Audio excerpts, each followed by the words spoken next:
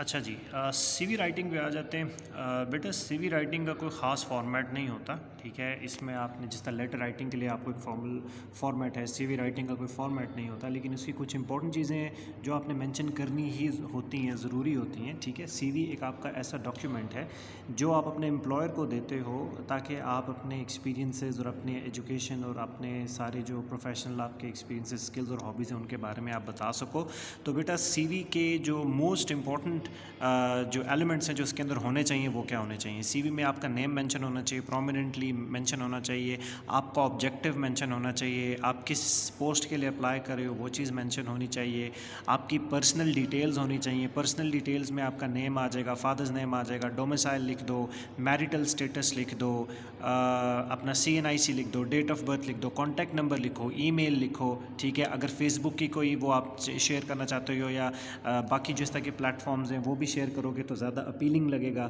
अच्छा, ऑब्जेक्टिव हो गया, पर्सनल डिटेल्स हो गई, एड्रेस हो गया, सेल फ़ोन, अभी सारी चीज़ें हो गई।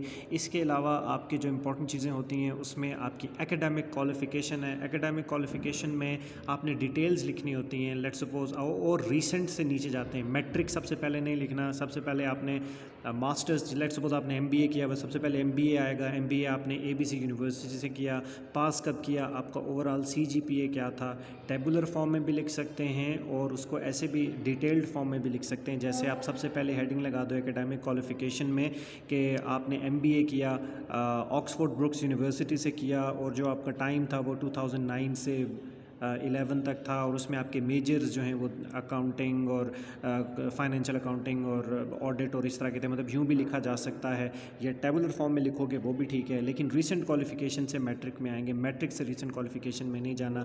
फिर इसके अलावा आपके पास प्रोफेशनल क्वालिफ़िकेशन आ जाती है। प्रोफेशनल क्वालिफ़िकेशन अगर है तो लिख दो, नहीं है तो नहीं लिखो। एक्सपीरियंस मैटर करता है। एक्सपीरियंस सिर्फ ये एक लाइन में एक्सपीरियंस नहीं लिखते, एक्सपीरियंस आपने प्रॉपर बताना होता है। लेट्स सपोज अगर आप अकाउंटेंट हो या चलो टीचर हो, मैथ्स के टीचर हो, तो आप बताओगे कि आप जो है वो ईयर 10 से 2020 तक जो है आप ABC स्कूल में लेक्चरर रहे और आपकी प्राइमरी ड्यूटीज़ टीचिंग थी और उसके अलावा आपकी ये ड्यूटीज़ रहीं, ठीक है। इस तरह की चीज़ आपने डिटेल में मेंशन करनी होती है। एक्सपीरियंस एक लाइन में नहीं लिखते।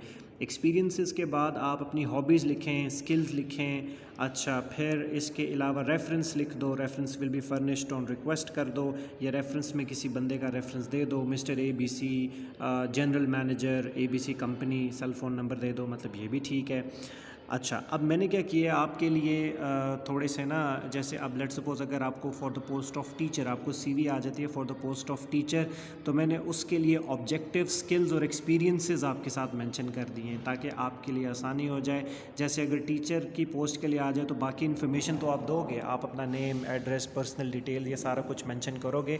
ऑब्जेक्टिव में जो आप मेंशन करोगे, आप यूँ ऑब्जेक्टिव लिख सकते हो, to utilise my passion for education, instructional expertise and student centred approach as a teacher, fostering and engaging an inclusive learning environment that supports students' academic and personal growth. इसी तरह फिर skills जो मैंने यहाँ पे मेंशन की हैं, आप स्क्रीनशॉट ले लेना। स्किल्स जो मेंशन की हैं वो सारी की सारे इंग्लिश टीचर से रिलेट करके ही की हैं, जनरल टीचर से रिलेट करके की हैं। एक्सपीरियंसेस में आप देखो, नंबर ऑफ़ ईयर्स 10 ईयर्स आपका एक्सपीरियंस है जी एज ए टीचर, और ये आपकी 4-5 एक्सपीरियंसेस, अगर 2 भी लिखोगे तो वो भी मोर देन इनफ है।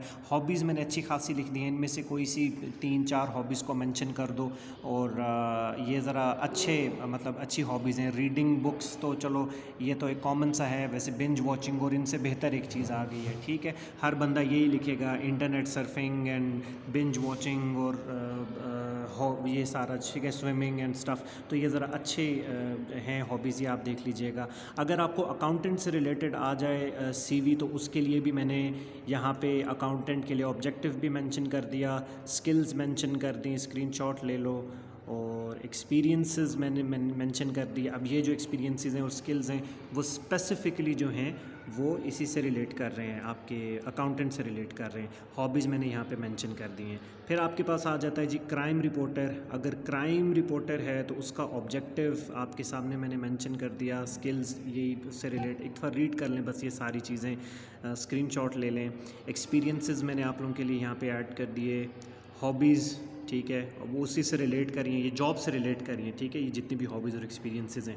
अच्छा, अब कुछ और एग्जांपल, लेट्स सपोज अगर रिपोर्टर ऑफ द न्यूज़पेपर के लिए आ जाता है तो फिर ऑब्जेक्टिव आप ये लिख दोगे। एडिटर ऑफ अ न्यूज़पेपर के लिए आ जाता है तो उसके लिए सेकंड पे ऑब्जेक्टिव उसका लिखा हुआ है। मैनेजर का, न्यूज़ रिपोर्टर का, न्यूज़ कास्टर का, ये सारे के सारे ऑब्जेक्टिव्स जो हैं वो आप बेशक अपने पास मेंशन कर लो, लिख लो, स्क्रीनशॉट ले लो, ये ज़रा आसानी हो जाएगी ना आप लोगों के लिए। अच्छा, फिर general objective fit for any post, ये मैंने इसलिए डाला है कि जो बेचारे मेरी तरह रट्टा लगाते हैं उनको ज़रा आसानी हो जाएगी। जनरल ऑब्जेक्टिव में मैंने तकरीबन 6 to 7 आई गेस ऑब्जेक्टिव मैंने यहाँ पे ऐड किए हैं, और ये सब ऐसे हैं कि कोई भी पोस्ट आ जाए आप उसमें लिख सकते हो, उसमें आप ना ऐड कर सकते हो। मैं फिर भी प्रेफर करूँगा कि इसमें पोस्ट मेंशन करनी चाहिए, लेकिन लेट्स सपोज अगर आपको नहीं जहन में कोई अच्छा ऑब्जेक्टिव आ रहा तो आप ये मेंशन कर सकते हो, to contribute my skills, knowledge and dedication to excellence in a dynamic and challenging work environment where I can make a meaningful impact and continually grow both professionally and personally. ये तकरीबन 4-5 हैं objectives, तो बेटा ये आप इनके screenshot ले लीजिएगा, ठीक है।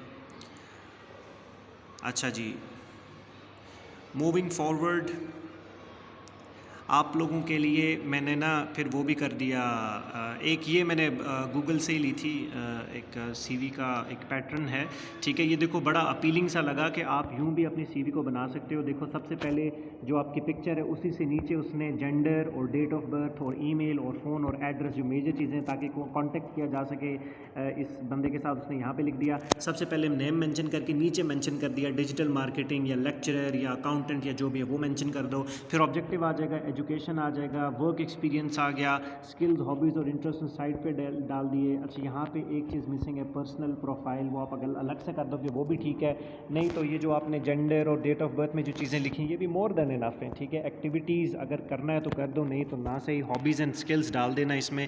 एक तो ये पैटर्न आ गया और ये मुझे अच्छा पैटर्न लगा था, आप इसको फॉलो कर सकते हो थोड़ी बहुत इसके अंदर चेंजिंग करके। अच्छा, सेकंड पैटर्न जो है ये भी मैंने इंटरनेट से ही लिया है। अब इसमें देखो नेम से भी ऊपर मेंशन किया हुआ है डिजिटल मार्केटिंग या लेक्चरर इंग्लिश या कुछ भी आप ऐसे मेंशन कर दो। और देखो नेम के नीचे उसने कितने अच्छे तरीके से हाईलाइट करके लिखा हुआ है जी, अपना कॉन्टैक्ट नंबर, अपना ईमेल आईडी और साथ अपना एड्रेस मेंशन किया हुआ और ऊपर ही ऑब्जेक्टिव मेंशन कर दिया।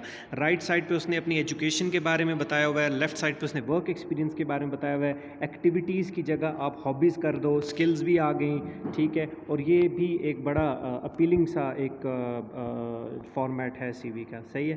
तो इसके अलावा अगर कोई भी क्यूरी है तो प्लीज़ आप मुझसे पूछ लेना, ठीक है जी। Thank you so much.